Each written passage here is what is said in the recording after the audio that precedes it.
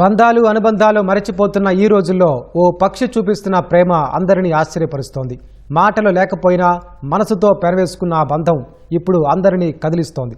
తెలంగాణలోని జగిత్యాల జిల్లాలో మనిషితో స్నేహం చేస్తున్న ఓ పక్షి 4 ఏళ్లుగా క్రమం తప్పకుండా అతని వద్దకొచ్చి సేదతీరుతోంది. మలయాళం మండలంలోని బ్లాక్ సమీపంలో గాలి శ్రీనివాస్ అనే వ్యక్తి టీ హోటల్ నడిపిస్తున్నారు. 4 ఏళ్ల క్రితం ఓ పక్షి అతని వద్దకొచ్చి ఆకలితో అరిచింది.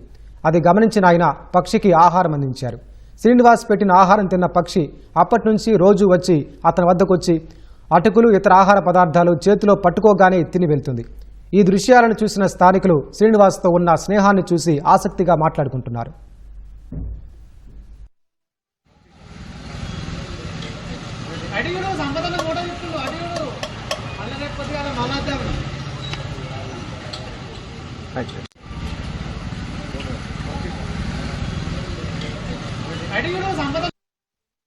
నాలుగేళ్ళు అవుతుంది.